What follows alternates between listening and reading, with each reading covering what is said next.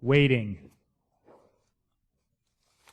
Waiting, I think, is something we all understand.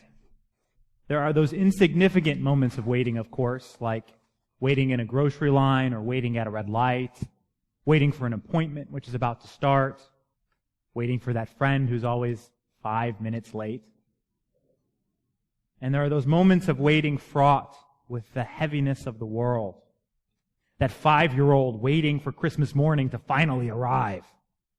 A 14-year-old waiting for their first day of school. An 18-year-old waiting to hear back from a college. Or waiting for the birth of a child. Or, of course, waiting as a loved one is in hospice being cared for as they prepare to die. Waiting is just a part of our life, isn't it? And let's not forget waiting for a new rector to arrive. Or perhaps more importantly right now, waiting for said rector to get to the point. Yes, in the parable we heard from Matthew's Gospel, waiting is one of the central elements. It serves as the context for this story about bridesmaids anticipating the arrival of a groom. 10 bridesmaids bring their oil and lamps and wait. And yet, even though waiting is something we're all familiar with, I think we also need to call a spade a spade. This is a difficult parable. And I think there are 3 reasons for that at least. First, there's just a huge amount of distance between our culture and the culture being talked about in the parable. How many of you have been to a wedding lately? Anybody? Has anybody ever seen a bridesmaid escort a groom to a wedding feast with an oil lamp? I know I haven't. There's nothing wrong with that per se. Every family and faith has its own traditions, of course. It's just that the subtleties of that moment are lost on us because they're not our traditions. Was it normal for an escort of bridesmaids to happen? Were grooms typically late? Would you have been excluded if you didn't have a lamp that was lit? As I understand it, being escorted by guests of the wedding was a typical custom. But it wasn't necessarily true that it was only bridesmaids, nor was it true that if you didn't have a light, you'd be excluded. It seems like it was more a corporate act of traveling together from the bride's home to the groom's home, where the ceremony and a party lasting days would occur. A second reason this parable can be hard for us to make sense of is that it's alluding to the implication of Jesus' return, of course. That's to say, what the bridesmaids are waiting for is Jesus' second coming, which we're told marks the end of the world as we know it. And of course, in the years immediately after Jesus' death, when this gospel was being written, there was this clear sense that his return was imminent. It would happen soon. They might not know the hour, but sooner rather than later. Since then, there have been countless proclamations declaring Christ's return, of course. And yet 2,000 years later, here we still are. And at this point, most of us have made peace with not knowing when that hour will come. And so this talk of the bridegroom's return is something many of us, we just don't quite know what to do with, right? On the one hand, we want to affirm the truth that God's kingdom will someday be realized. Yet on the other, we just hesitate to say too much about it because of all of those misfires of people saying too much and it not turning out to be true. And third, and I think perhaps most troublingly, as a congregation whose mission is to be a holy and welcoming place, and a denomination who has signs all over the country which read, "The Episcopal Church welcomes you," we have a parable in which half of the main characters are excluded when the door is shut in their faces. And this can come off as a bit out of line with our understanding of the gospel, can it?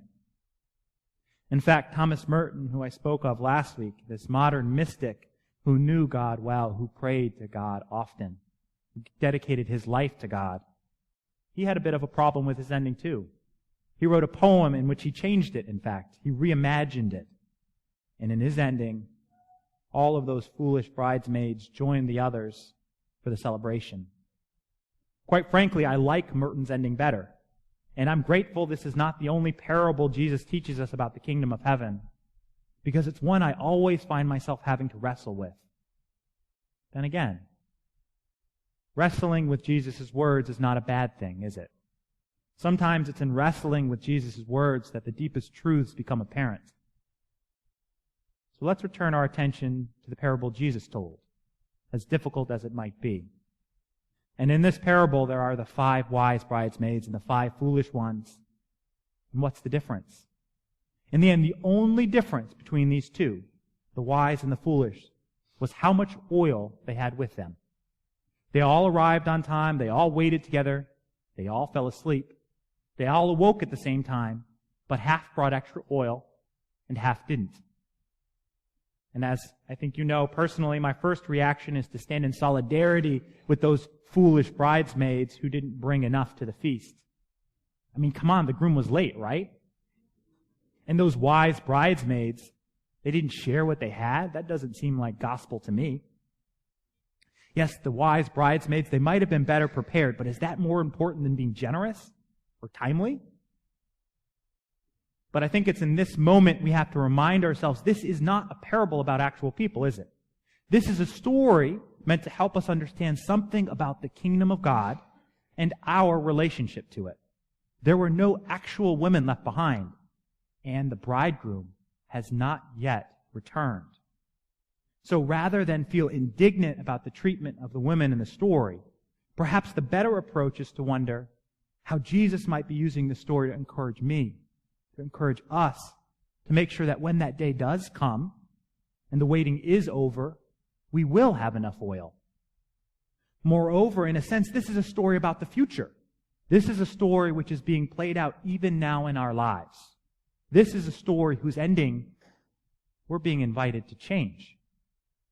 And so if we feel the exclusion of the 5 foolish bridesmaids is so unjust, perhaps we should be wondering too, how can we make sure everyone has enough oil? Maybe we can be the bridesmaids who bring enough not only for ourselves, but for others too. So what might that oil be? And what might we do to make sure everyone has enough? When reflecting on this parable and the oil, a number of commentators draw our attention to a moment much earlier in Matthew's gospel. It's in the 5th chapter, and Jesus says this.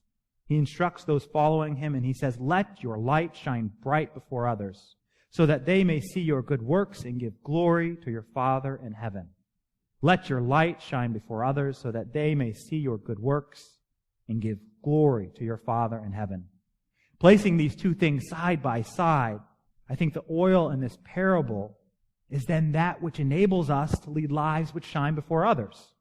The oil is that reserve of faith, hope, and love which allows us to lead lives that truly glorify God. Where do these come from? How do we replenish them if they get empty? In the end, I think the truth is that God has given us all a bottomless reserve to draw on. It's not something unique to a few of us. Notice something about this parable.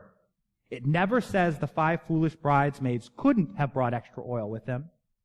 After all, if they were simply unable to bring the oil because they didn't have it, they wouldn't have been foolish. They would have just been poorer. And this isn't the parable of the rich and the poor bridesmaids. It's the parable of the wise and the foolish. And so there was some choice being made around this oil. And so if God has given us each a reserve of oil to draw on, the challenge is learning how to make sure we tap those reserves when we need to, so that we have them when the moment comes. And in the end, I believe as Christian people, one way we do that is through the practices of the church. It's through praying together, gathering in places like this, around tables like this, to be nourished by the meal Jesus has asked us to share. It's by the ancient practice of hospitality, where we greet those who come into our lives. It's about aspiring to be a people truly filled with gratitude. It's about meeting the least among us and sharing with them what we can, how we can. Through faithful reflection and, yes, faithful action, we strive to love God and our neighbors as Jesus taught us. And in so doing, we fill up our reserves of oil so that our lights might shine brightly. But I think this also brings us full circle and back to one of the harder aspects of today's parable. For when it comes down to it, we can only do so much to help other people have enough oil. We can force a child to practice the violin after all. We can't make them master it, though, and we certainly can't make them love it. We can share the answers to our math homework with someone, but when that test comes, you've either learned to multiply or you haven't. While we can share the story of our faith in words and action, and I think indeed we are called to do that, we can't force someone else to be faithful. At some point, we each have to make our own leap of faith. So what does that mean about the week I have ahead? What does that mean about having enough oil for myself and others? And what does it look like to shine my light forth? Well, those are the questions, right? Sometimes these parables aren't about having the right answers, but the right questions. And I think in asking them, Jesus is offering us the opportunity to be just those people whose light shine. And I think maybe those questions, being as difficult as they are, is exactly why Jesus taught in parables. But I will say this. I think wrestling with this parable has presented us with at least two things to recognize. First, clearly, we're responsible for our own lives. No one can do it for you. If you want to have extra oil, guess what? You're going to have to go fill up your oil jars and bring it with you. No one else can do it for you. Second, I believe it's worth challenging the assumption that you must either be the wise bridesmaid who has just enough for themselves, or the foolish bridesmaid who didn't bring any extra at all. I think in this time of waiting, perhaps God is calling us to challenge that. And God is calling us to be a people who truly support one another in the hope that we will all have enough in the end. On the one hand, when we see the oil getting low in those around us, and they look tired and beaten up by life, how might we respond? How might we be a people who encourage one another to tap into the reserves that God has truly given us? How might we be a blessing in their journey of faith? And on the other hand, if you look around the room now, I know you'll see some people who've brought their extra oil with them already. People who have the kind of faith you might yearn for. People whose lives are examples to the rest of us. And when we see those people alive with faith, I think it's a sign. We're meant to learn from them, to emulate them, to let them help us know what it means to truly be alive with God's faith in ourselves. Because ultimately our relationship with God, of course, is a matter of our own hearts. Yet even then, the truth is, when we finally are ready to learn what it means to be faithful, we only do so in communities like this. For while it's true you can't force someone to learn something, having a teacher who inspires us and encourages us, that can change everything. So friends, in this time of waiting that we call life, let us not be anxious for the bridegroom's return, but let us be prepared. Let us be prepared ourselves, and let us help one another be prepared. May we draw inspiration from the faithful companions we share this journey of faith with, even as we seek to be an inspiration to others. Let us be a people who let God's light shine in us, that when the waiting is over, we all will be welcome at the feast. Amen.